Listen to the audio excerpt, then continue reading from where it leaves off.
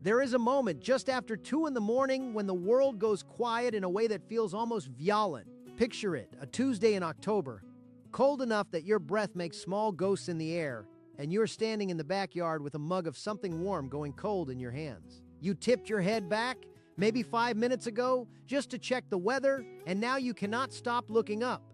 The stars are ridiculous tonight. There are too many of them.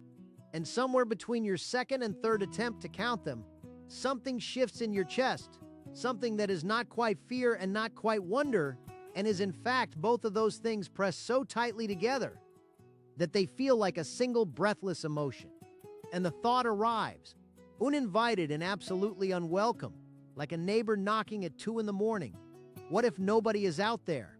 What if all of this, every single light in that impossible sky, all of it is just empty?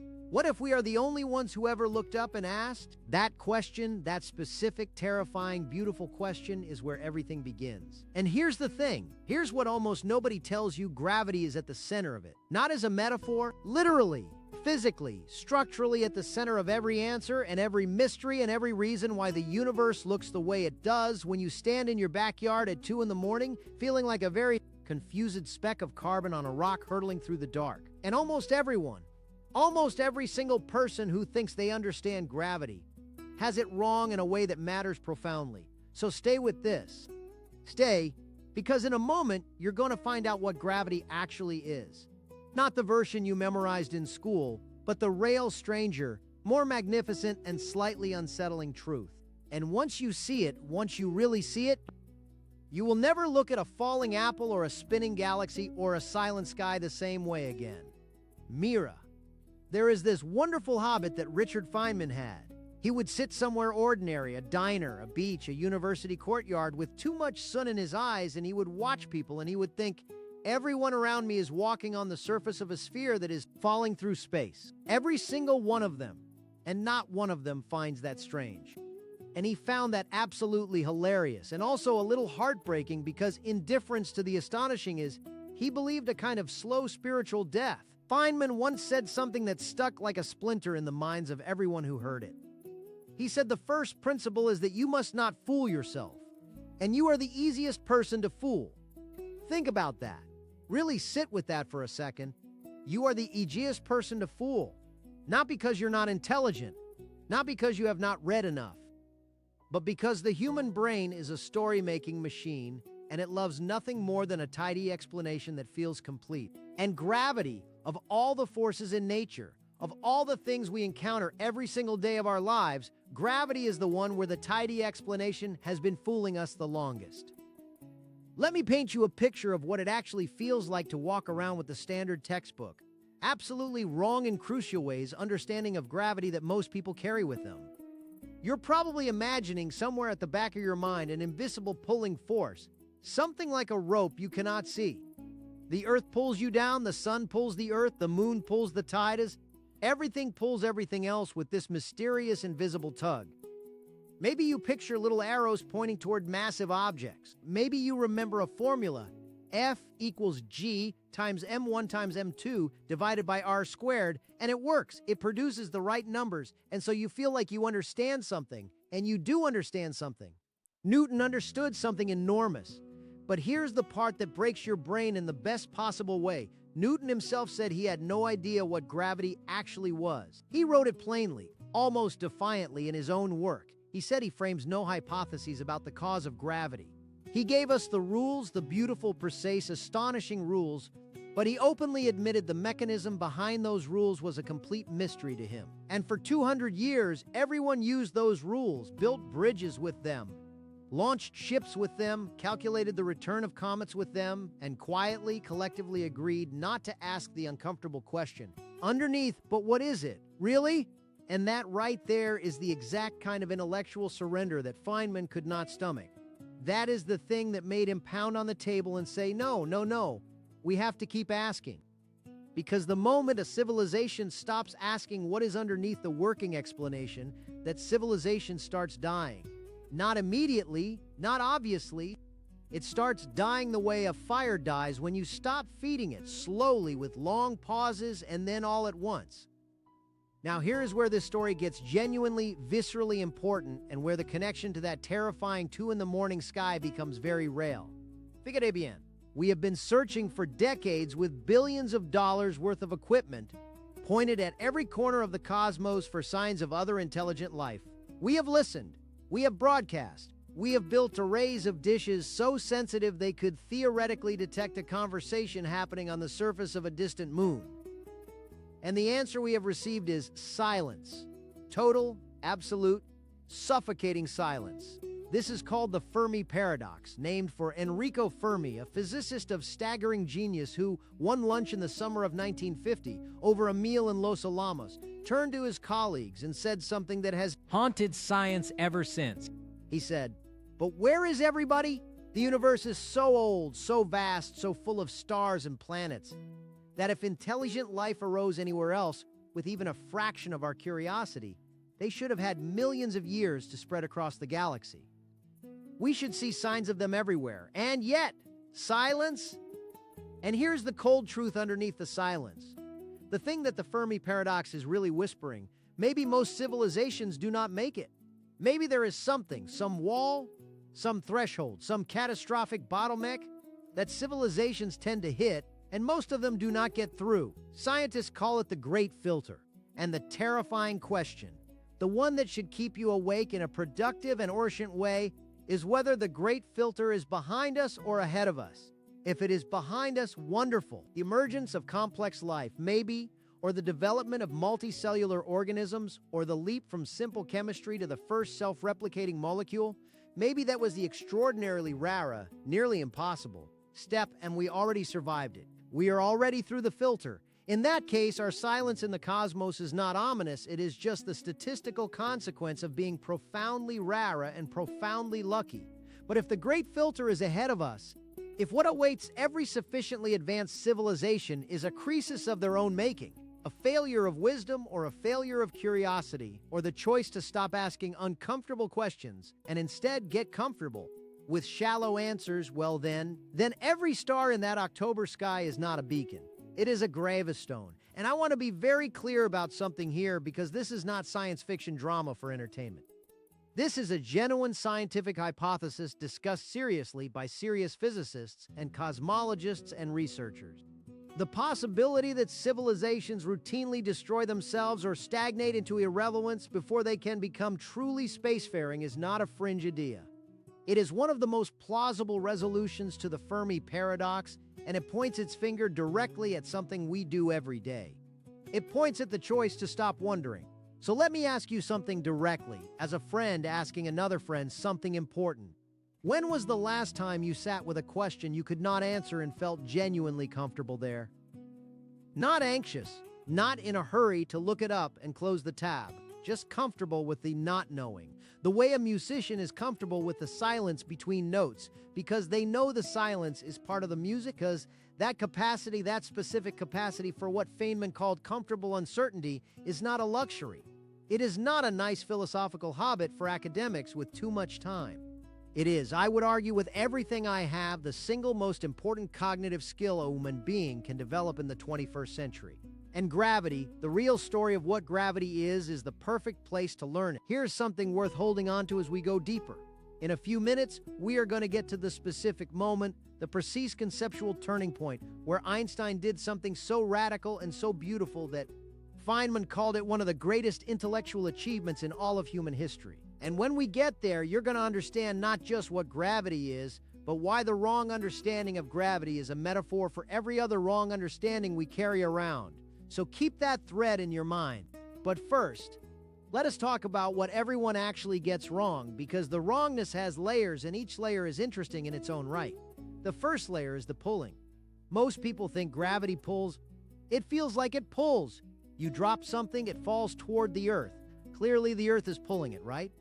Except here's the thing. Here's the delicious thing. Nothing is pulling anything. There are no invisible ropes, there is no force reaching out through space and yanking on objects. That whole framework, as useful as it is for calculating trajectories and designing roller coasters, is at the deepest level we currently understand, a beautiful and wrong picture of what is actually happening. Pues let us back up a little, because to understand what Einstein saw, You first need to feel in your bones how strange space and time actually are, and this requires a small but important act of imagination. Imagínate por un momento that you roll a heavy bowling ball onto a stretched rubber sheet. The sheet curves and dips around the ball. Now you roll a marble onto that sheet, and the marble does not travel in a straight line, it curves toward the bowling ball. Not because the bowling ball is pulling it, but because the sheet itself is curved. The marble is following the curved surface. It is doing the most natural thing in the world, traveling in what feels to it like a perfectly straight line, but in a curved space, straight lines curve.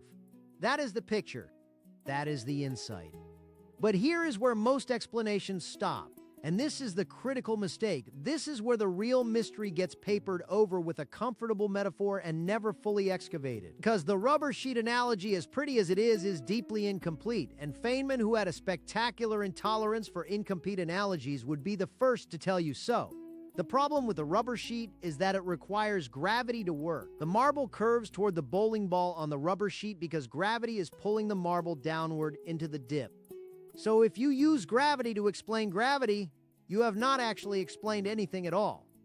You have just moved the mystery one level deeper and decorated it with a nice visual. And moving the mystery one level deeper while pretending you have solved it is exactly the kind of self-deception that Feynman dedicated his career to fighting. So what is the real picture? What did Einstein actually say?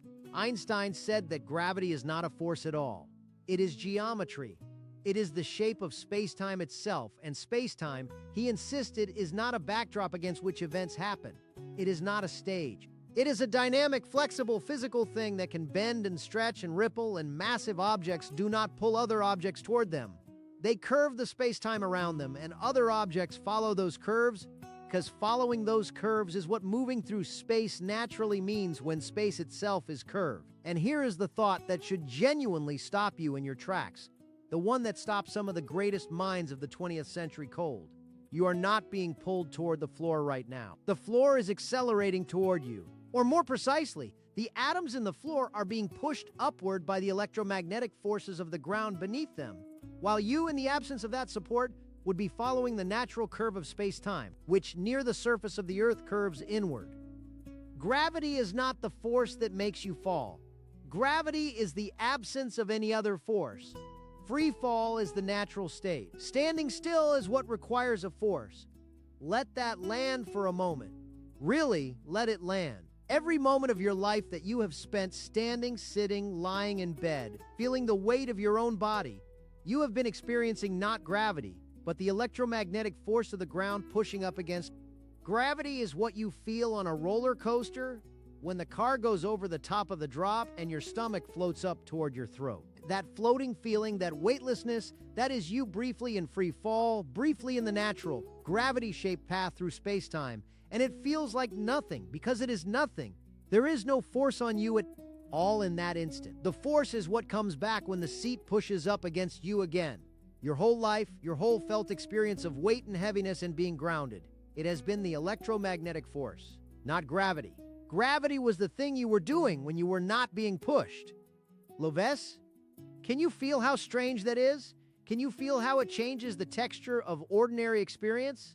Because Feynman believed deeply and practically that this is what science is for, not to make experience smaller or more mechanical, but to make it stranger and richer and more astonishing than it was before you understood it. He said he could look at a flower and know all the biochemistry of the pigmentation and the evolutionary reasons for its color and the physics of the light it reflected, and all of that knowledge did not diminish the beauty of the flower. It multiplied it. Every layer of understanding was another layer of wonder. And this is the tool, the first of several tools I want to give you before we are done here, the tool of deliberate strangeness. When you encounter an idea that feels comfortable and settled, ask what is underneath it. What assumption is so fundamental that everyone stopped questioning it? Because that is always where the real treasure is buried. Now hold on to something, because we are not done with gravity yet, not even close. And what comes next is where things get genuinely cosmic and directly relevant to that question about the silence of the stars. Was gravity at the quantum level? This is where the story gets almost embarrassingly strange, and where the greatest minds in physics have been wrestling with a problem so deep and so unresolved that it makes every other unsolved problem in science look like a crossword puzzle. Here's the situation. We have two magnificently successful theories. General relativity, Einstein's theory, which describes gravity as the geometry of curved space-time, and which works with astonishing precision on large scales, the scale of planets, stars, galaxies, the whole observable universe, and quantum mechanics, which describes how everything at the subatomic level behaves and which also works with astonishing precision. In fact, with the most precise predictions ever made in the history of science. The problem is that they are not compatible, not in a minor. We need to tweak the math way in a deep, structural, they cannot both be completely right way. When you try to apply quantum mechanics to gravity, when you try to describe gravity the way quantum mechanics describes everything else, as a force carried by particles, the mathematics explodes into nonsense. Infinite values start appearing everywhere. The equations stop making sense. And physicists have been staring at this problem, which Feynman himself worked on and struggled with, for close to a century, and we do not yet have the answer. Fíjate bien. This is not a small gap. This is arguably the largest single hole in our understanding of the physical universe. We do not have a quantum theory of gravity. We have candidates, string theory, loop, quantum gravity, others, but none of them has produced a verified prediction that distinguishes it from the others. We are, in this specific and profound way, still in the dark. And the darkness matters because it sits at the very heart of the questions about how the universe began, what happens inside black holes, whether space-time itself is continuous or granular at the smallest scales, and ultimately whether the cosmos is, at its foundation, something we can understand at all or something that will always exceed our conceptual grasp. And this brings me back to the stars, back to the silence, back to the Fermi paradox and the great filter. Because here is what Feynman would say, and I think he would say it with that grin, that slightly dangerous, slightly irresistible grin he got when he was about to overturn something. The civilizations that make it through are the ones that can sit with the hard problem, the ones that do not need the comfortable answer, the ones that can say, "We do not know," and then get back to work. Think about the history of physics itself. Every time we thought we had it, every time a generation of scientists felt that the major questions were basically settled and all that remained was filling in the details, the universe responded by opening a trap door. Under their feet, in the late 19th century, there were eminent physicists who said that physics was essentially complete, and then within a few decades came relativity and quantum mechanics. Two revolutions so complete that they did not just add to the old picture, they demolished it and built something entirely new on the rubble. Every time we fool ourselves into thinking, we have arrived, we have not arrived. We have just found the next question. And here is the cosmic dimension of that lesson. If you are a civilization and you develop powerful technology and you become capable of reshaping your environment and you stop asking the deep questions because the practical questions keep you busy enough, you start making decisions with an incomplete map. You start navigating by a GPS that has not been updated. And the universe, indifferent and magnificent and operating on scales of time and space that dwarf anything you have ever directly experienced, the universe does not care about your convenient, incomplete map. The cliff is where the cliff is. The asteroid follows its trajectory. The climate shifts according to physics, not according to what you found it comfortable to believe. Messigas, this is not abstract philosophy. This is survival. The great filter, if it is ahead of us, is almost certainly not a single dramatic catastrophe from the outside. It is more likely the slow catastrophe of intellectual surrender. The moment when a species comfortable enough and powerful enough to be dangerous decides that the questions are too hard or too uncomfortable or too bad for short-term economic models and stops asking them. Feynman called it the cargo cult of science. He described brilliantly and hilariously how during the Second World War, certain Pacific Island peoples had seen the cargo planes landing, bringing goods and technology beyond their comprehension. And after the planes stopped coming, they built replica planes from bamboo and replica control towers and went through the motions of the rituals they had observed, waiting for the cargo to return. And he said he saw the same thing in science and in education and in public discourse. People going through the motions of rational thinking without doing rational thinking. Repeating the words without engaging with the reality beneath them. Building bamboo planes and calling them science. And the antidote, the specific, practical, Feynman-approved antidote is something he called the pleasure of finding things out, not the pleasure of knowing things, the pleasure of finding them out, the active, ongoing, never-complete process of genuine inquiry. And this is the second tool I want to give you. Practice not knowing, not as a failure mode, as a skill. When someone asks you a question and your instinct is to reach for a memorized answer, pause first and ask yourself, is this something I actually understand? Or is this something I have just heard enough times that it feels like understanding? Because those are profoundly different things. And the gap between them is where the bamboo plane is lived. Let me tell you about a Tuesday in March 1965. Feynman had just received the Nobel Prize in Physics, which he had initially tried to decline because he found the ceremony and the formality ridiculous, but that is a separate story. The point is that on this particular Tuesday, he was at Caltech, sitting in his office not working on anything Nobel-worthy, just really thinking about a problem that had been nagging at him. He was thinking about why the laws of physics work in the first place, not how they work, why they work. Why should the universe be describable by mathematics at all? Why should nature obey rules that we can write down? And he sat with that question for a long time. Not because he thought he was going to solve it that afternoon, but because he believed the act of sitting with it, of feeling its weight, of really appreciating how strange and wonderful and unexplained it was itself a form of scientific work.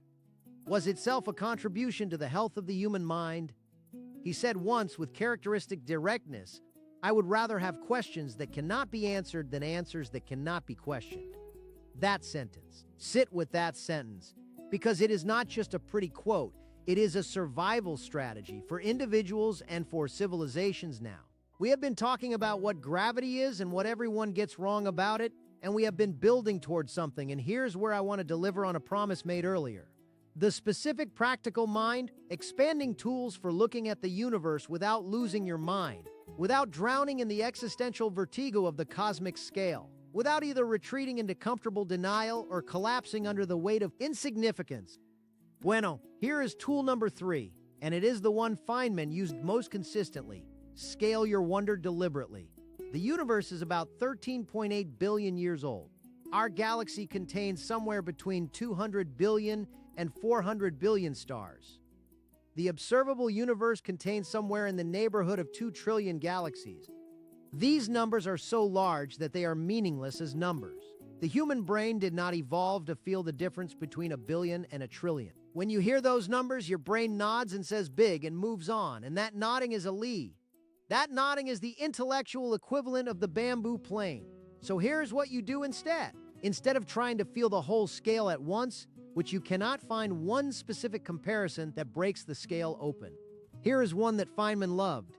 If the history of the universe were compressed into a single calendar year, with the Big Bang at midnight on January 1st, the entire history of human civilization, every pyramid and war, and symphony and scientific theory would occupy the last 10 seconds of the last minute of December 31st. Every person you have ever admired, every book ever written, every discovery ever made, the last 10 seconds of the year. And on this scale, the amount of time between now and when the sun expands and swallows the earth is about another 15 months into next year. We have time. But the universe does not wait for us to get our act together, and 10 seconds is not as long as it sounds. That comparison does something to you that the raw numbers cannot. It makes the scale tactile. And once it is tactile, it becomes something you can actually think with, rather than just past. Here is tool number 4. Embrace the discipline of analogy with eyes open. Analogies are the engines of understanding. Feynman was a master of them, but he always did something that most people skip. After using an analogy, he broke it. He said, "Now here's where the analogy fails. Here's the part that is wrong. Here's where the map and the territory diverge. Because an analogy that you never break becomes a cage. It stops being a tool for thinking and starts being a substitute for thinking. The rubber sheet for space-time curvature, beautiful, useful, wrong in important ways. The billiard ball model of atoms, useful in the 19th century, catastrophically wrong in the 20th. The idea of electrons as tiny planets orbiting a nucleus. A decent first step, a disastrous final answer. Every analogy has an expiration date, and the skill is not in finding good analogies, it is in knowing exactly where to throw them away. ¿Tiene sentido? Apply this to gravity. The analogy of gravity as a pulling force served us magnificently for centuries. We built everything from cathedrals to satellites with it. But it expired. Einstein threw it away and replaced it with something stranger and better. And quantum mechanics is telling us that even Einstein's picture probably expires somewhere at scales small enough that space-time itself becomes something we do not yet have the mathematics to describe. The willingness to throw away the beautiful, working, beloved analogy when the evidence demands it. That is scientific courage. And it is the kind of courage that separates the civilizations that survive from the ones that build bamboo planes. Now let us come back to the stars. Let us come back to that October night and that cold mug and that terrifying, beautiful silence.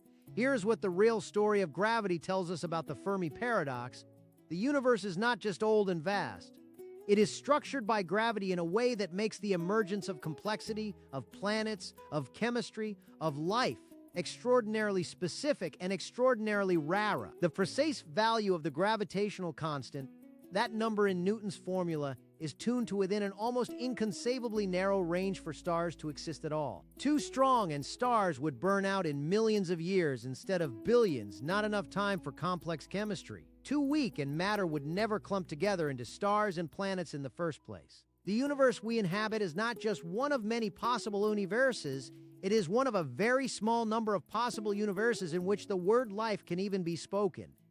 And this cuts in two directions simultaneously. On one hand, it makes the existence of any intelligent life, including us, seem like something that deserved more than a shrug. We are not accidents in a random universe. We are improbabilities in a finely structured universe, and the difference between those two things matters enormously for how you choose to live. An accident has no particular responsibility. An improbability carries the weight of its own rarity. On the other hand, it means that the conditions for our existence are also the conditions for the existence of everything that could end our existence. The same gravitational dynamics that assembled our solar system also assembled the asteroid belt. The same stellar processes that gave us a warm, stable sun will eventually render it uninhabitable. The universe is not hostile, but it is not safe, and a species that does not understand the physical forces that both sustain and threaten, it is a species navigating with its eyes closed. Feynman had a phrase for this. The key to science is this. It does not matter how beautiful your guess is. It does not matter how smart you are. If it disagrees with experiment, it is wrong. That sentence is a scalpel. It cuts through every comfortable belief, every convenient assumption, every politically useful oversimplification. And the civilization that applies that scalpel to its own most cherished ideas is the civilization that has a chance. Mira, let me tell you about something that happened in the third week after the Voyager 1 spacecraft had been launched in September of 1977. The scientists at the Jet Propulsion Laboratory were tracking it, this small machine the size of a small car, hurtling away from Earth at speeds that seemed impossibly fast on a human scale, but almost comically slow on a cosmic one, and they were using the equations of gravity, the same equations Newton wrote in the 17th century, to predict exactly where it would be at any given moment, and it was exactly where the equations said it would be. Not approximately, not close. Exactly. Gravity, described by rules written by a man who had never seen electricity harnessed or an airplane fly, was precise enough to navigate a spacecraft across 4 billion miles of empty space to within kilometers of its intended path. That is the power of a good description, even one that does not explain the deepest mechanism. Newton did not know what gravity was, but he knew exactly how it behaved. And that knowledge was precise enough to throw a machine into interstellar space and have it arrive at the right place centuries later. This is the fifth tool. Do not wait for the complete theory to use the best available theory. Act on what you know while remaining completely open to having it overturned. These are not contradictory. They are the two blades of the same scissors. And here is something beautiful, something that should genuinely move you. Voyager 1 right now, as you listen to this, is more than 23 billion kilometers from Earth. It is in interstellar space, the first human-made object to leave the solar system. It is sending back signals at the speed of light that take more than 22 hours to reach us. It carries a golden record with sounds and images of Earth, a message in a bottle cast into an ocean so vast that the bottle will drift for billions of years before, if ever, it reaches another shore. And it is still going, still sending, still governed by the equations of a 17th century mathematician who thought gravity was God's way of keeping order in the cosmos. There is something in that image that answers the 2 in the morning terror better than any argument. Because yes, we are small. Yes, the universe is staggeringly, incomprehensibly, almost aggressively large. Yes, there is silence where we hope to hear voices. Yes, the great filter may be real, and it may be ahead of us, and it may be made of exactly the kind of intellectual lassiness and incurious convenience that modern life makes so easy. All of that is true. But also, we threw a bottle into the interstellar ocean. With an equation from 1687, we did that. This specific, strange, improbable, gravity-bound species that stands in backyards at 2 in the morning feeling small, we are also the species that looked at the same force that holds us to the ground and used it to escape into the stars. We are simultaneously the thing that is trapped, and the thing doing the trapping, and the thing that figured out the trap, and the thing that has, at least partially and provisionally and beautifully, found a way through. Messigas? Pues here's the last thing, the thing that ties it all together, the thing I think Feynman would want you to carry out of here. Gravity is not what you think it is. It is not a pull. It is not invisible rope. It is the shape of space-time itself, curved by mass and energy. And objects moving through it are not being dragged, they are following the most natural path available to them in a curved geometry. And we do not yet fully understand it. We cannot make it play nicely with quantum mechanics. We do not know what happens to it inside a black hole or at the very first instant of the Big Bang. The deepest nature of gravity is still genuinely a mystery, and that is not a failure. That is an invitation. Every unsolved problem in physics is an invitation. Every question that does not have an answer yet is a door that no one has opened. And the object of standing at that door and really feeling its weight, feeling the specific texture of not knowing and choosing to stay in that feeling rather than retreat to a comfortable simplification, that habit is not just good science. It is, I believe with everything I have, the specific practice that gives a civilization a future. Feynman used to say that the imagination of nature is far greater than the imagination of man. He said this not with despair but with joy, because it meant there was always more. It meant the map was always smaller than the territory. It meant you could spend a lifetime in genuine curiosity and never run out of genuine surprises. Bueno, you're standing in a backyard at 2 in the morning and the stars are ridiculous tonight, and the mug in your hands has gone cold, and something in your chest is pressing outward against your ribs in a way that is not keep fear and not quite wonder. And now you know something you did not know an hour ago. The force that holds your feet to the ground is not pulling you. The space-time around you is curved by the mass of the Earth, and you are following that curve, and the atoms of the ground beneath you are pushing back, and that push is what you call weight, and what you call normal, and what you have felt every moment of your entire life without once questioning it. And somewhere out there, past the Milky Way, past the 2 trillion galaxies of the observable universe, in the deep silence that the Fermi paradox finds so troubling, there may be other beings who also looked up at a ridiculous sky and felt something pressing outward in their chests. Or there may not. We do not know. We genuinely, honestly, scientifically do not know. And instead of letting that not knowing collapse into nihilism or denial, you have a choice. The choice Feynman made every day of his life, to let it be the most magnificent and motivating fact you have ever encountered. Fíjate bien. The universe gave rise to creatures capable of understanding it. That is not nothing. That is, in fact, everything. The matter that makes up your brain, the carbon and the hydrogen and the oxygen and the iron in your blood, that matter was forged in the cores of stars that exploded billions of years ago. You're not standing under the stars. You are made of them. And through you, through the strange electrical activity of neurons firing in a skull that evolution spent millions of years building, through you, the universe is looking at itself and asking, what am I? How do I work? Is anyone else out there? Those questions are not a sign of insignificance. They are a sign of what is possible. They are what Voyager carrying a golden record into interstellar space looks like from the inside. They are what Newton sitting under a tree looks like from the inside. They are what Einstein lying awake, imagining himself riding a beam of light looks like from the inside. And gravity, that humble, magnificent, misunderstood, still mysterious force, is at the center of all of it because everything that exists in a shape carved by gravity. The planets, the stars, the galaxies, the largest scale structure of the cosmos, the web of filaments and voids that makes the universe look at the very largest scales, like a biological neuron, like a brain, like something thinking. All of it is the accumulated result of gravity acting on matter and time. And we standing at the bottom of a gravity well on a small rocky planet. We have looked up and begun to understand, not completely, not finally, but really, genuinely, beautifully. So here is the last tool, and it is the most important one. Carry the question. Do not just carry the answer. The answer to what gravity is today is not the answer it was in Newton's time, and it is probably not the final answer it will be in 200 years.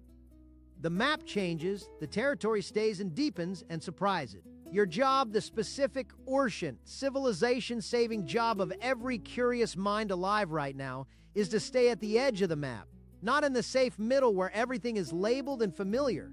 At the edge where the cartographers wrote here, there be dragons, and to understand that the dragons are not threats, they are invitations. Mira, the universe is under no obligation to make sense to you.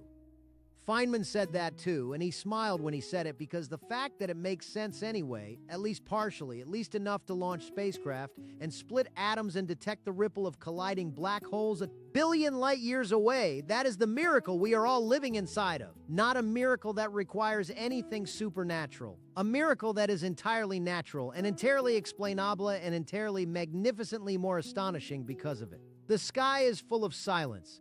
And the silence is not an answer. It is the greatest question ever asked. And we are the ones asking it. Go find out. Stay curious. Do not fool yourself. And for the love of everything extraordinary in this improbable universe, do not stop asking what is underneath.